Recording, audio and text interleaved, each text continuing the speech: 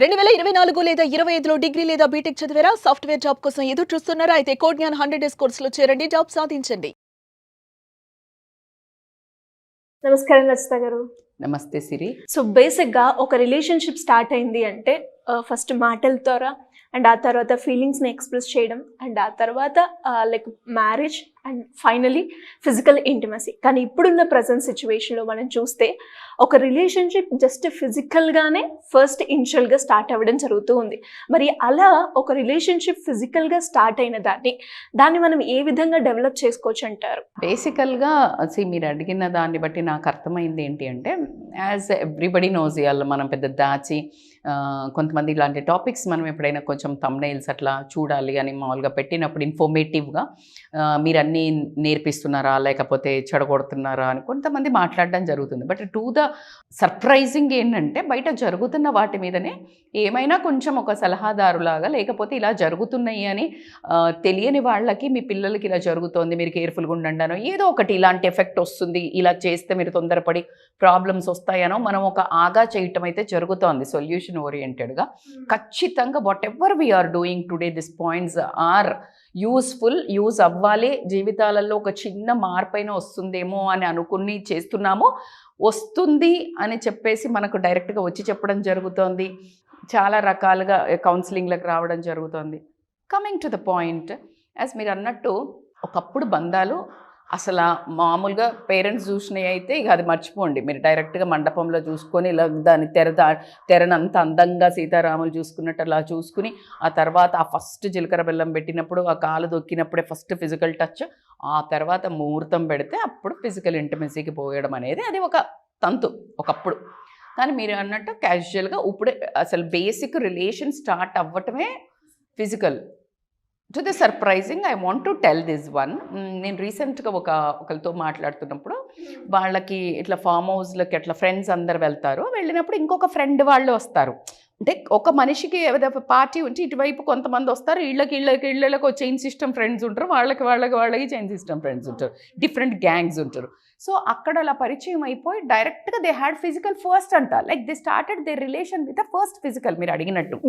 So ఒకసారి first ఫిజికల్గా connect అయినప్పుడు అక్కడ కొంతమందికి నచ్చుండొచ్చు, గిల్ట్ తోట, లేకపోతే గిల్ట్ అని కూడా కాకుండా అదే సరే కమిట్ అయ్యాం కదా ఇద్దరము, సరే ఈ రిలేషన్ని ఎట్లా బిల్డ్ చేస్తూ లాంగ్ టర్మ్కి తీసుకెళ్దాము, అంటే మన లైఫ్లో ఈ అమ్మాయి కానీ ఈ అబ్బాయి కానీ ఉండాలి అని అనుకుంటే ఎలా నర్చర్ చేసుకోవాలి, because the most important precious thing అయిపోయింది.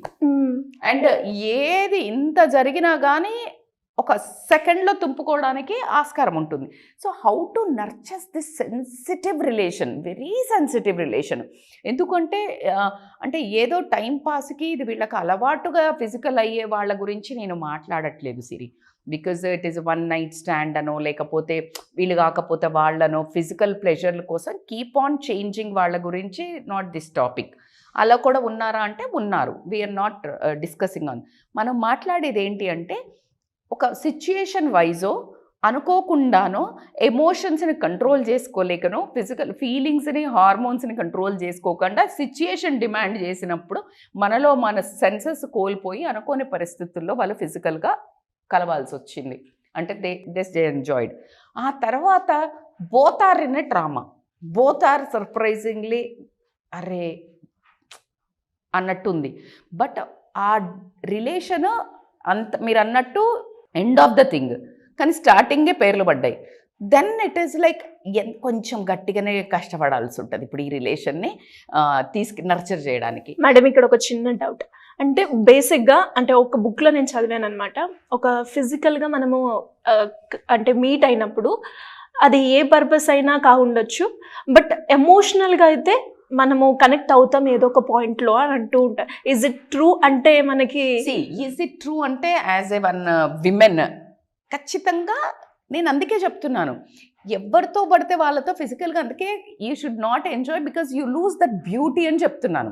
బికాజ్ ఆ బ్యూటీ ఏంటంటే ఎమోషనల్లీ కనెక్ట్ అయితేనే ఫిజికల్ హ్యాపీనెస్ ఉంటుంది. యాక్చువల్లీ నేను ఇందాక అందుకే అందరికీ చెప్పట్లేదు ఈ ముచ్చట అని చెప్తున్నా నేను. అంటే జస్ట్ లస్ట్ కోసం చేసి ఆ ఎంజాయ్ చేసే వాళ్ళకి నేను ఈ టాపిక్ కాదు. ఈ టాపిక్ ఆ ఎమోషనల్గా ఏదో ఇంకా ఎక్కడ ఉంది అంటే ఈ కల్చరల్ అనేది మర్చిపోయి తొందర పడ్డా కూడా ఆ ఎమోషనల్గా కనెక్ట్ అవుతారు. కనెక్ట్ అయినాక ఈ బంధాన్ని తీసుకెళ్ళాలంటే మంచిగా ఇద్దరు గట్టిగా కష్టపడాల్సి ఉంటుంది.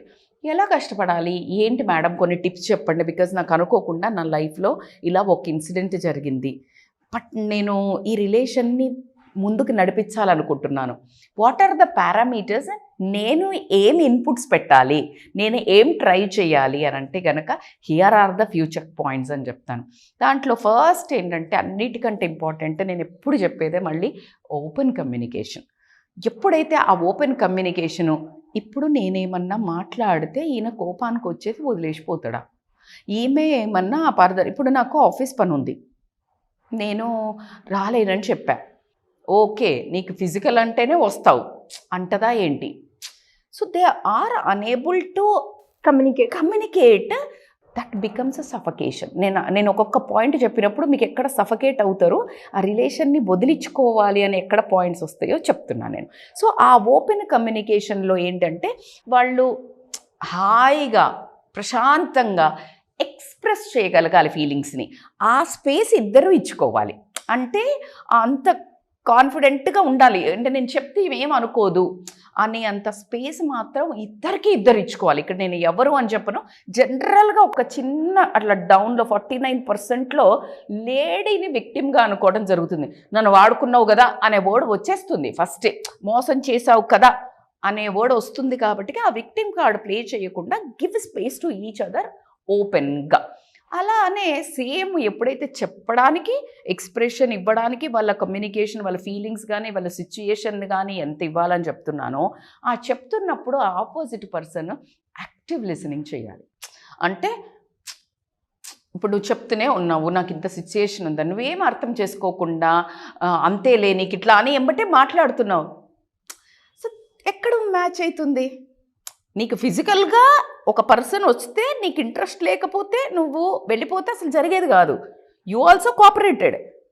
ఎగ్జాక్ట్లీ. ఇప్పుడు ఆ మనిషి చెప్తున్నప్పుడు నువ్వు కూడా యాక్టివ్గా వినాలి. Then only that relation continues. So అది ఇంపార్టెంట్. ఇంకొకటి ఏంటంటే ఎమోషనల్ కనెక్షన్ బిల్డ్ చేసుకోవాలి. ఎమోషనల్ కనెక్షన్ ఏంటంటే ఫిజికల్ కనెక్షన్ ఆల్రెడీ అయిపోయింది.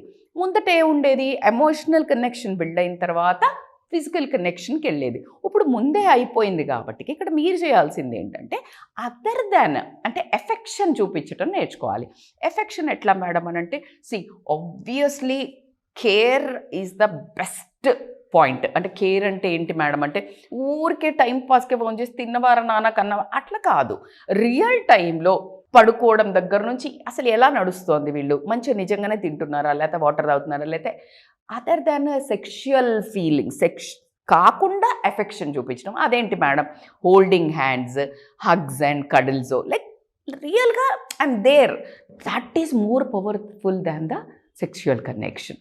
And coming to the point, depending upon ఈ ఫిజికల్ కనెక్షన్ అంటే ఇంటిమసీని ఎలా అంటే బియాండ్ సెక్షువల్గా తీసుకెళ్తేనే ఎమోషనల్ బాండ్ బిల్డ్ అవుతుంది.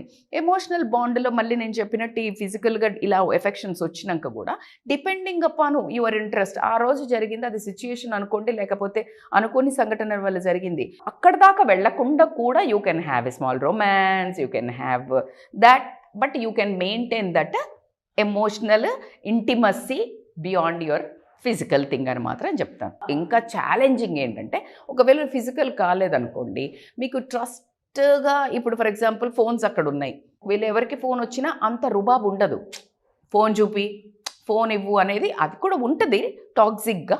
బట్ ఫిజికల్ ఇంటిమసీ అయిపోయాక you should have a more trust and honesty బాగా బిల్డ్ చేయాల్సి ఉంటుంది. ఎందుకు అంటే ఇవాళ రేపు కాలంలో ఇది అయినాక కూడా పక్క గల్లీలోనే పక్క సైడ్కి ఇంకో పక్క చాట్లోనే ఇంకో బాయ్ ఫ్రెండ్ అని గర్ల్ ఫ్రెండ్ అని మెయింటైన్ చేసే రోజులు కాబట్టి ఆ పొసెసివ్నెస్ ఎప్పుడైతే టూ మచ్ బిల్డ్ అవుతుందో ఇన్సెక్యూరిటీ అనుమానాలు మొదలై ఫైట్లకు దారితీస్తుంది. కాబట్టి if you both are agreed, ఏది ఓపెన్ కమ్యూనికేషన్లో మనం కలిసి ఉందాము, మనం ఇట్లా మన జర్నీని తీసుకెళ్దామని ఎప్పుడైతే డిసైడ్ అవుతారో trust and honesty is the key. అబ్బా ఏంటి మేడం అంటే ట్రస్ట్ ఎట్లా వస్తుంది మేడం అని అంటే ఖచ్చితంగా నో అంటే లైక్ ఓపెన్గా మీరు హానెస్ట్గా ఉండడం వస్తుంది. ట్రాన్స్పరెన్సీ, ఏం చేస్తున్నావు ఇప్పుడు ఫర్ ఎగ్జాంపుల్ ఫోన్ అక్కడ ఉంది, దానికి లాక్ ఉండాల్సిన అవసరం ఏముంటుంది? Let be very clear. లేకపోతే ఏమొచ్చేస్తుంది, టెన్షన్ వస్తుంది. సో ట్రాన్స్పరెన్సీ అనేది చాలా చాలా ఇంపార్టెంట్ ఉంటుంది. నువ్వు ఎక్కడికి వెళ్తున్నావు, ఏం చేస్తున్నావు. ఇప్పుడు ఫర్ ఎగ్జాంపుల్ ట్రాన్స్పరెంట్గా నువ్వు ఉన్నది ఉన్నట్టు ఇక్కడికి వెళ్తున్నా అని చెప్పావు నువ్వు ఫ్రెండ్ కోసం అని చెప్పేసి, అనుకోకుండా అబద్ధం ఆడావు, అతను ఎక్కడికన్నా వెళ్తున్నాడు, లేకపోతే ఆమె ఎక్కడికన్నా నిన్ను చూసింది, వాట్ హ్యాపెన్. సో ఆ ట్రాన్స్పరెన్సీ అనేది చాలా ఇంపార్టెంట్. ట్రస్ట్ ఎట్లా వస్తుంది, హానెస్ట్గా నువ్వు క్వశ్చన్స్ ఏదైతే కరెక్ట్ చెప్తావో అది బిల్డ్ అవుతుంది. అలా కాకుండా కన్సిస్టెన్సీ అంటే ఏంటి మేడం అంటే నీ బిహేవియర్ కన్సిస్టెన్సీగా ఉండటం. నువ్వు ఎలాగైతే ఈ రోజుకు ఒక రాగా మారుతున్నావు అనుకో, ఒక మాట చెప్పి ఒకసారి ఇక్కడ ఒకసారి అట్లా ర్యాండమ్ బిహేవియర్, అది నీకు అనుమానాలకు తావివ్వడం జరుగుతుంది. ఇప్పుడు ఒక రోజు మా అమ్మ వంటికి వెళ్తున్నా అని చెప్పావు, ఇంకొక రోజు తప్పించుకోవడానికి ఇంకోసారి కలువు అని అంటే ఇంకొకసారి ఫ్రెండ్ దగ్గరికి వెళ్తున్నాం. So this always creates random behaviour కాబట్టి అనుమానాలకు ఎక్కువ తాగు. అట్లాగే కాకుండా ఏంటి అని అంటే కాన్ఫ్లిక్ట్ రిజల్యూషన్స్ అంటారు. కాన్ఫ్లిక్ట్ రిజల్యూషన్స్ అంటే ఒక మనిషి అన్నాక పెళ్లి చేసుకున్నాకైనా, ఇద్దరు అక్క చెల్లెళ్ళకైనా, అన్నదమ్ములకైనా, వైఫ్ అండ్ హస్బెండ్కైనా, తల్లి గొడవలకైనా ప్రతి ఒక్కరికి డిసగ్రిమెంట్స్ అనేది కామన్. సో కాన్ఫ్లిక్ట్స్ రాకుండా ఏ బంధం ఉండదు. పని మనిషికి ఓనర్ అమ్మకు వస్తుంది, ఎక్కడ నువ్వు ఇంటీరియర్ ఉండి మాట్లాడుకుంటూ వస్తుంది, నువ్వు ఒక షాపులో ఒక దగ్గర అప్పు పెడితే వస్తుంది, ఎక్కడ తీసుకో conflict is there. So honest disagreements ఉండేటట్టు చూసుకోండి. ఇప్పుడు ఒకవేళ హానెస్ట్గా డిసగ్రిమెంట్ వచ్చింది, డిసగ్రిమెంట్స్ కామన్, అది ఎలా సాల్వ్ చేసుకోవాలి, అది మనము జర్నీ చేయాలి అంటే ఇద్దరినిద్దరం అర్థం చేసుకొని ఎలా ముందుకు తీసుకెళ్దాము. ఓకే నీకు ఇది ఇష్టం లేదు ఈరోజు, సరే నేను ఈరోజు ఈ కూర చేస్తా మనకి, లేకపోతే ఓకే లవ్ అఫేరే కాబట్టి ఈరోజు నువ్వు అన్న చోటుకి వెళ్దాము, రేపు నేను అన్న చోటుకి వెళ్దాం, లేకపోతే ఈ వీక్ నువ్వు నన్ను సపోర్ట్ చేయలేక. సో అట్లా డిసగ్రిమెంట్స్ను కూడా కనుక వీళ్ళిద్దరూ అర్థం చేసుకొని కనుక ఉన్నట్టయితే కనుక ఖచ్చితంగా ముందుకు వెళ్ళడానికి ఉంటుంది. అట్లా కాకుండా అపాలజీస్ను మెయిన్ ఫర్గివ్నెస్. ఇక్కడ ఒక దరిద్రం ఏంటంటే మీ ఇంటికి మా ఇల్లు ఎంత దూరమో మా ఇంటికి మీ ఇల్లు అంతే దూరం అనేది గుర్తుపెట్టుకోవాల్సి ఉంటుంది. నువ్వు తప్పు చేసి జనరల్గా ఒక క్యారెక్టరు ఆల్వేస్ వాళ్ళు తప్పు చేసినా ఒప్పు చేసినా వాళ్ళదే. అంటే వాళ్ళు తప్పు చేసినప్పుడు వాళ్ళు సారీ చెప్పరు, వేరే వాళ్ళు తప్పు చేస్తే కాళ్ళ మీద పడి సారీ చెప్పాలి. ఇలాంటి ఒక క్యారెక్టర్ ఉంటుంది ఒక రిలేషన్లో. అట్లా కుదరదు, because already you both committed. This is a mistake done by both people. So కాబట్టికే ఈ రిలేషన్ ఎట్లా ఉండాలంటే apologies and forgiveness should be very genuine. నువ్వు తప్పు చేసుంటే అపాలజీ అడగడానికి వెనకకే పోవద్దు, బికాజ్ అపాలజీ అడిగేవాడే ధైర్యవంతురాలు, దమ్మున్నోళ్ళే సారీ చెప్పగలుగుతారు. అట్ ద సేమ్ టైం ఒకవేళ అపాలజీ అడిగినప్పుడు ఊరికే ఇంట్లోనే చేస్తావని మళ్ళీ నోరు నెత్తిన పెట్టుకొని దాన్ని గొడవను కంటిన్యూ చేసి దాన్ని ఊరికే టాంట్ చేసి సతాయించకుండా ఫర్గివ్నెస్ కూడా ఇంపార్టెంట్. నువ్వు అడిగినప్పుడు నేను ఫర్గివ్ చెయ్యకపోతే అపాలజీకి వాల్యూ ఏముంది, ఉందా లేదా, అసలే లేదు. సో కాబట్టి apologies and forgiveness should go hand in hand. అట్లాగే క్వాలిటీ టైం రా బాబు, ఇక్కడ వస్తుంది కథ. ఎందుకంటే జనరల్గా ఫిజికల్ ఇంటిమసీ లేకపోతే ఏమవుతుందంటే నువ్వు ఏమన్నా అడగంగానే ఇంక ఇప్పుడు నాకు కావాలి కదా అన్నట్టు ఏం చేస్తారంటే రానంగానే ఇట్లా రెక్కలు కట్టుకొని గాల్లో తేలినట్టు ఉంది అనుకుంటూ ఉరికొస్తారు. కొంచెం అది తగ్గిన తర్వాత ఏమవుతుందంటే గర్ల్ ఎప్పుడన్నా అడిగినప్పుడు జనరల్గా ఇది గర్ల్స్కి అవుతుంది ఈ experience. When they want something, they ask something, negligence కనిపిస్తుంది. నెగ్లిజెన్స్ కనిపించే వరకు వీళ్ళకి ఈగో హర్ట్ అవుతుంది. అంటే అవునులే ఇప్పుడేమో సో ఇమ్మీడియట్గా వస్తుంది అనగానే వాడికి ఈగో హర్ట్ అవుతుంది. నేను అలాగా ఇన్ని రోజులు నేను కలిసి లేనా, నాకు నిజంగా సో ఇదన్నిటికీ irrespective of having your busy schedules you need to plan your dates often. ఎలాగైతే నువ్వు రియల్గా ఒకవేళ ఫిజికల్గా నువ్వు ఇంటిమసీ కాకపోతే కూడా ఎలా ఎంత నీకు తుత్తరు ఉంటుందో, కలవాలని ఎక్సైట్మెంట్ ఉంటుందో, that all butterflies in the stomach ఉంటుందో, you need to have that the same thing with her or with him to meet that excitement, to have that romance. అదంతా ఖచ్చితంగా you need to prioritise irrespective of your busy schedules. ఎక్కువ effort పెట్టాల్సి ఉంటుంది, priority to each other. So అది చాలా important. అట్లానే కాకుండా అంటే ప్రయారిటీ ఎందుకు చేసుకున్నావు, ఇప్పుడు కూర్చున్నావు మళ్ళీ ఇద్దరు కూర్చొని ఫోన్లు పట్టుకున్నారు. So unplug that mobiles. Quality time, అందుకే నేను చాలా క్లియర్గా మెన్షన్ చేశాను, quality time you need to mention. ఇవన్నీ చేసుకుంటూ వెళ్తున్నప్పుడు నీకు ఖచ్చితంగా ఇంకా మన ఫ్యూచర్ బిల్డ్ చేసుకోవాలంటే కావాల్సింది ఖచ్చితంగా పర్సనల్ గ్రోత్ అంటే ఏంటి? ఖచ్చితంగా కెరియర్ బిల్డింగ్ కానివ్వండి, ఒకరిదొకరు ఇప్పుడు నీకు ఈ జుజుబీలు మాట్లాడుకుంటూ ఇవన్నీ బిస్కెట్లు వేసుకుంటూ కూర్చుని ఒకరినొకరు ప్యాంపర్ చేసుకుంటే కడుపులోకి ఎట్లా వస్తుంది? రేపు ఫ్యూచర్ రిలేషన్కి ఈ పేరెంట్స్ ఆ పేరెంట్స్ అడిగితే you need to show your career, right? So దానికోసం అని ఏం చేయాలంటే ఇప్పుడు ఫర్ ఎగ్జాంపుల్ నువ్వు ఏమైనా చేస్తున్నాడు పని ఆయన, you need to support his growth. ఖచ్చితంగా ఒకరిదొకటి గ్రోత్ అవ్వడానికి ఖచ్చితంగా సపోర్ట్ చేయాలి. వాళ్ళ ఒక ఏదైనా పాజిటివ్ జరిగితే వాళ్ళ లైఫ్లో అచీవ్మెంట్స్ ఏమైనా సెలబ్రేట్ చేసుకోవాలి. అదే ఛాలెంజెస్ వచ్చినప్పుడు సపోర్టివ్గా ఉండాలి, పక్కన నేను ఉన్నాను అని. అట్ ద సేమ్ టైం ఇద్దరు mutual, it is not at all build with one man or girl అనేది అసలు విమెన్ అనే సంబంధం లేదు. ఇంకొక వైపు నుంచి చూస్తే పర్సనల్ గ్రోత్ ఇంపార్టెంట్. ఎప్పుడైతే పర్సనల్ గ్రోత్ మీద ఫోకస్ చేసిన వాళ్ళు సక్సెస్ కాని దాఖలాలు లేవు Siri. Personal growth always plays important role in maintaining the relationship so beautifully. So personal growth is very important. Understanding your character. నేను ఇలా బిహేవ్ చేసి ఉంటానా, ఆమె అప్పుడు ఫర్గివ్ చేస్తే నేను చెయ్యలే. సెల్ఫ్ అనాలిసిస్, పర్సనల్ గ్రోత్ ఒక్కొక్క మెట్టు ఖచ్చితంగా లోపల కొడుతూ ఉంటాయి మనకి ఎప్పుడైనా తప్పులు చేసినప్పుడు.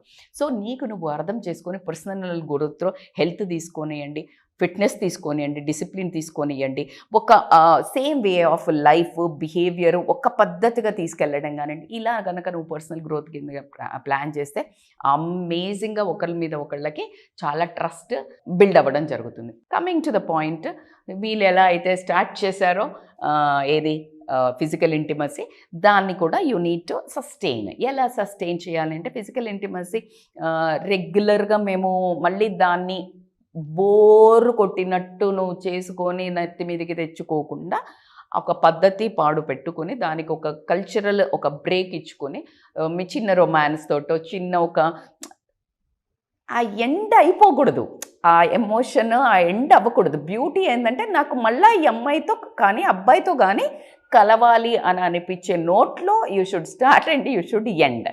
అది ఏ రేంజ్కి తీసుకెళ్ళాలి, మనము మనకు లైఫ్లో ఎక్కడ దెబ్బ కొట్టకూడదు, ఎమోషనల్గా మైండ్ సెట్ అంటే కల్చరల్గా కూడా రేపు ప్రొద్దున నువ్వు ఏ మిస్టేక్ చేసినా రిలేషన్ ఒకవేళ ఎండ్ అవ్వలేదనుకోండి, తీసుకెళ్ళలేకపోతే ఎంత ఘోరంగా ఉంటుంది కదా. వాళ్ళు మళ్ళీ ఎప్పుడైనా వెనక్కి వెళ్ళినప్పుడు వాళ్ళ గిల్ట్ అనేది లైఫ్లో చంపేస్తుంది. సో కాబట్టి అది కూడా హౌ యూ టేక్ ఆఫ్ అనేది ఇట్స్ టోటల్లీ యువర్ పర్సనాలిటీస్. అది ఎంత దూరం వెళ్తుంది అనేది మనిషి మీద మనిషికి నమ్మకం రావడం జరుగుతుంది. నువ్వు అస్సలు కూడా ఒకవేళ బిల్డ్ లేకపోతే కూడా కట్ అయ్యే ఛాన్స్ ఉంటుంది, ఎందుకంటే వేరే వైపు మొగ్గడం చూపిస్తారు.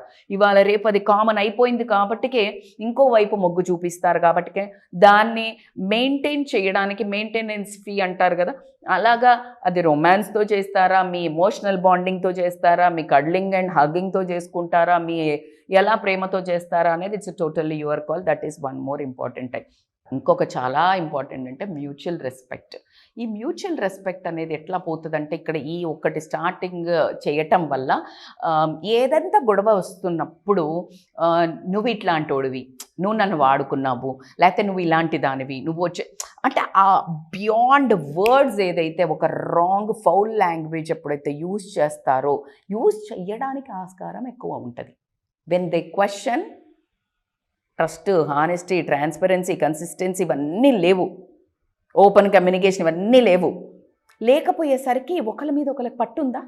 లేదు. ఏం జరుగుతుంది? వదిలేస్తాడా ఇంకొకరి దగ్గరికి? ఎందుకంటే ఆల్రెడీ వీళ్ళు ఇప్పుడు ఇట్లా బర్తగించి వచ్చేసాం మనం. I'm very sorry to use that word అంటే వాళ్ళకి అనిపిస్తుంది అది. సో రాంగ్ థింగ్ చేసాం. సో ఇంక కమాండ్ ఎక్కడుంది? లైఫ్ మీద పట్టు లేదు. ఎందుకంటే అవును నువ్వే వచ్చావు అంటాడు, నువ్వే వచ్చావు అని ఈయనంటాడు, ఈమె కూడా అంటది నువ్వే నన్ను ఇలా మోసం చేసావు. సో కాబట్టి it's very easy to move away both the ways part. So కాబట్టికి ఆ మ్యూచువల్ రెస్పెక్ట్ నువ్వు ఒక్క మాట అంటే ఆ ఎదుటి మనిషి 100 మాటలు అంటారు, తీసి అక్కడ పెడతారు. సో ఆ ఒక్కసారి ఆ రెస్పెక్ట్ అనే ఆ సెన్సిటివ్ బ్యూటిఫుల్ లైన్ ఎప్పుడైతే తుడిపేస్తారో ఇంకా కుక్కల కొట్లాట అవుతుంది. ఇక అది కొన్నదాకెళ్ళదు. ఒకవేళ దరిద్రవశాత్తు బెదిరించో ఇలాంటివి ఏదైనా బ్లాక్మెయిల్ చేసో పెళ్ళిళ్ళు చేసుకున్నా ఆ పెళ్ళిలో సుఖశాంతులు మాత్రం చచ్చినా ఉండవు. అది ఇంకా యుద్ధ వేరే, ఇంకా రణరంగమే ఎప్పుడు. ఎందుకంటే ఒకళ్ళ మీద ఒకళ్ళకి రెస్పెక్ట్ ఉండదు. Because they lost with words. ఒక దెబ్బన్న మాంతది కానీ సిరి మాట అన్నది మర్చిపోరు. సో కాబట్టికి these are the parameters you need to protect. Already చాలా సెన్సిటివ్ అయిన గాయం కాబట్టికి టూ మచ్ ఆఫ్ క్లీనింగ్, దాన్ని ఏమంటారు, డెటాల్ పెట్టి రోజు వేసి వుండుకు రమ్మంటాడు కదా డాక్టర్, డీప్ది అయితే. సో అట్లా రోజుకి దాన్ని మంచిగా బ్యాండేజ్, కేర్, డాక్టర్ దగ్గర హీలింగ్ ఇట్లా అన్నట్టు చాలా సెన్సిటివ్గా తీసుకెళ్తే కనుక చాలా బాగుంటుంది. ఎందుకు అంటే అది చాలా ఈజీ కాదు, చాలా కష్టతరమైంది. ఒకరికొకరు వాళ్ళు ఇచ్చుకున్న ఏదైతే చేసుకున్న అడుగులు వేసిన మంచో తప్పో చెడో దాన్ని కూడా బిల్డ్ చేసుకుంటూ మేము వెనక్కి కొన్నదాకా తీసుకెళ్ళాము అంటే ఇక వాళ్ళకి తిరుగులేదు. ఆ ఒక ప్రయాణంకి తిరుగే లేదు. కాబట్టికే పొరపాటున మీరు అలాంటి అడుగులు వేసినట్టయితే ఇదిగో ఇవి పాటించుకొని మీ జీవితాన్ని చాలా హ్యాపీగా, మీ గిల్ట్ను కాస్త ప్లెజర్గా మార్చుకొని ఒక మంచి రోల్ మోడల్గా కూడా, ఇలా చెయ్యకండే బాబు ఇంత కష్టం ఉంటుందని కూడా మీరు ఒక ఎగ్జాంపుల్ చెప్పాల్సి వస్తుంది. కాబట్టికే ఖచ్చితంగా అసలు ముందు అట్లా కమిట్ అవ్వకండి. అమ్మాయిలకి ఎందుకు చెప్తారు మేడం మీరు అబ్బాయిలా అంటే ఖచ్చితంగా అది ఒకటి ఉంటుంది, అదొక కల్చరల్ అని చెప్తున్నాను. మళ్ళీ మన సొసైటీ పరంగా కానీ మానసికంగా పరంగా కానీ మనకు లోపల ఒక గిల్ట్ ఉంటుంది, ఒక బాధ ఉంటుంది. అదే మొగోడు కూడా చేశాడు అని అంటే వాడికి పెళ్ళవుతుంది. కానీ అమ్మాయి ముందు తిరిగింది అంటే పెద్ద హెడ్డింగ్లలో లేచి అమ్మాయి ఎవరితో తిరిగిందంట అంటే కడుపు వస్తే ఈమెను అవమానిస్తారు, కడుపు చేసినోడిని ఎవడు పట్టించుకోడు.